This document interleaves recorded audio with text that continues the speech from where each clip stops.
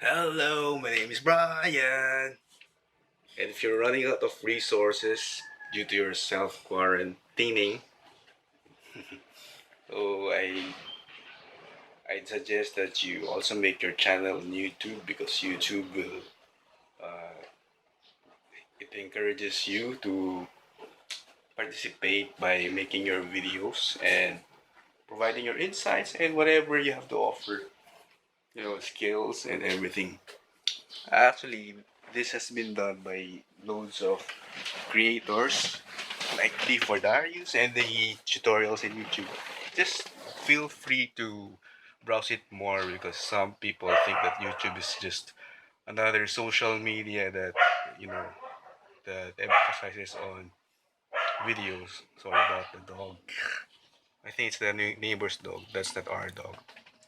Anyway, what I'd like to discuss today is about resources, right? If you're running out of resources. So resources.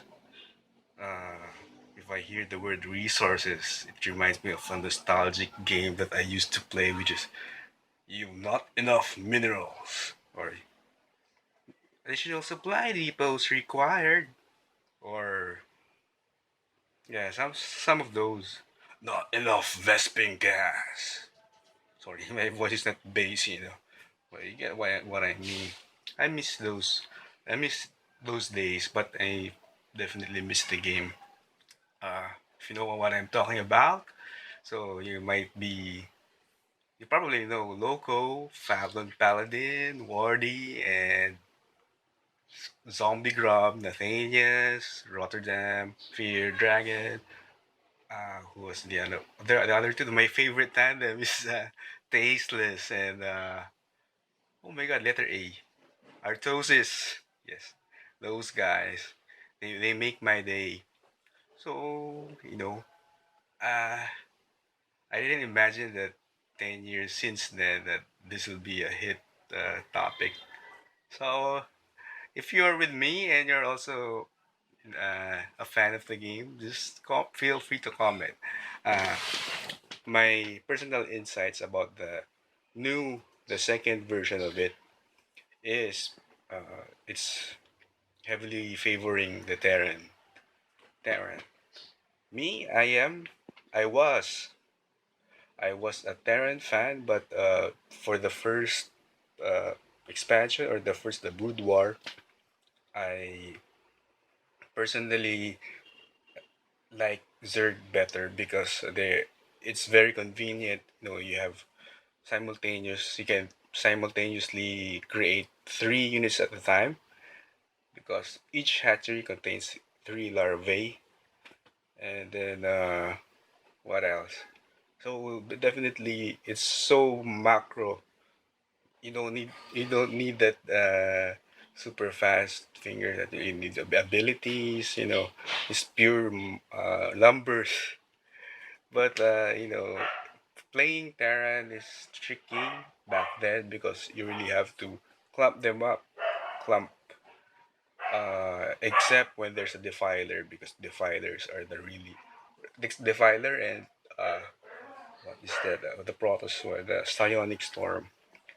Psionic Storm is a real menace to clumping up your forces.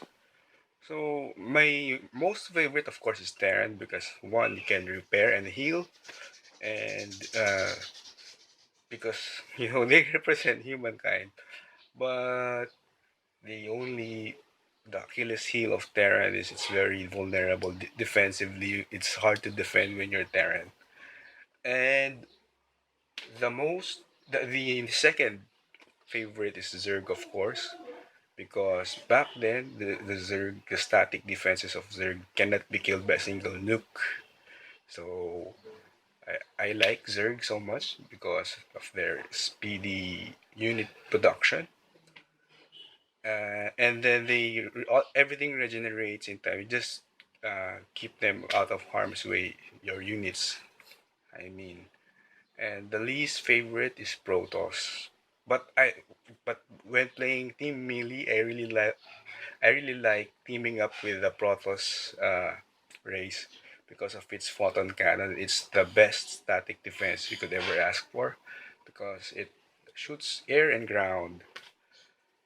And apart from that static defense, I don't really kind of feel Protoss because once the shield is damaged and you have your units, there's no way of regaining full health anymore. The damage is permanent. So that's the only thing I don't like about Protoss. But I do love using Protoss. Of course, the air Protoss is very strong. Yeah, especially when you have arbiters.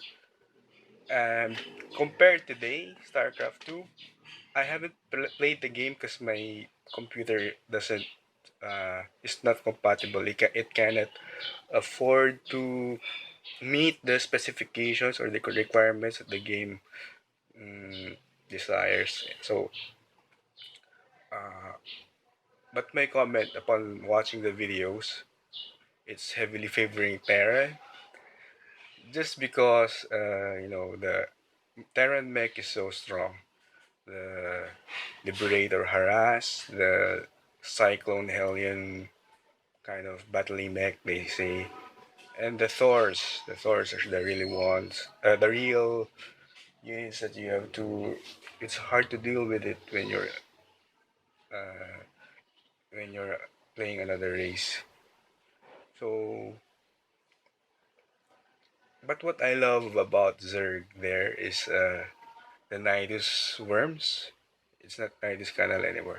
The Nidus worms can be placed by an overseer. You don't need to place a hatchery because you know that Zerg are dependent on creep to build structures.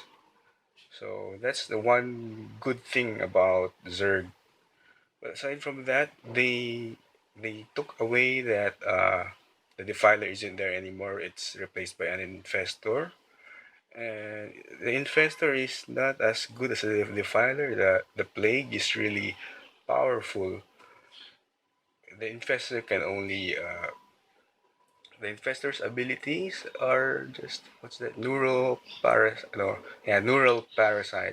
and parasitic bomb.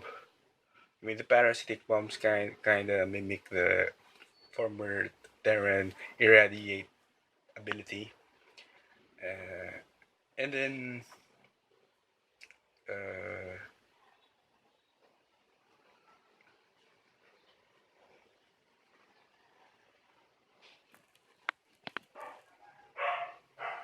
and the infested Terran in the second game.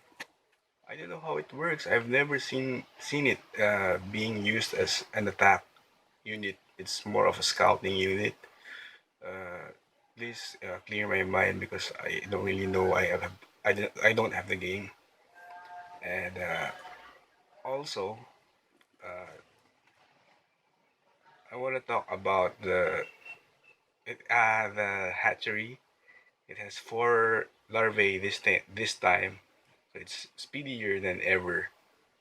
And for Protoss, the new additional units that make them more powerful is the Oracle, and then the what's that?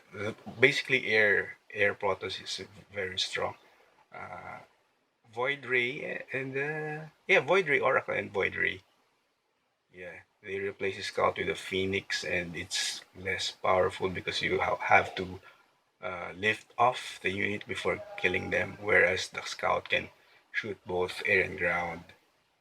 Uh, and no more Arbiter. Yeah, Arbiter is really one thing that will. It's a pain in the. So for Protoss, I would love to see more balance between the three races because I really think that the Protoss ground army isn't really powerful. No splash damage aside from the adepts, and stalkers easily die. Immortals are corny, and what else? Yeah, basically the ground units of Protoss. I don't really feel. I'm not feeling them. The Dark Archon is lost too, so you don't have that edge of having a new army composed of the other race. So no more. And that's one thing I miss about the old Protoss. Well, maybe it's because it's somehow unfair and they want to balance things up.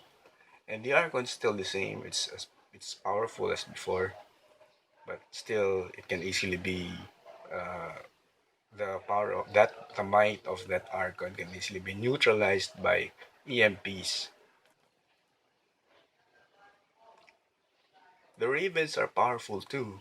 It's they are more powerful. They're more powerful than the science vessels. Because the science vessels' ability is just irradiate and that EMP shockwave and the defensive matrix, whereas the Raven can do that Dorito cannon. It's really there's a real term for it. Dorito cannon was made up by Nathanias. It's a kind of it's a anti-armor missile. Uh, that's huge. When you use that, basically the units become nimble and you can easily kill them. And that automatic when it launches that automatic sentry guns. See how cheat, how uh, how unfair in favor of Terran. So my last message to Blizzard, of course, I'm just an ordinary person, but if really they take everyone's opinion about it, is that Terran is really dominating the second game, the StarCraft 2, the newest patch. So think about it. I'm a Terran fan. I already told you, but it's gonna be corny if your opponents are less powerful than they should be.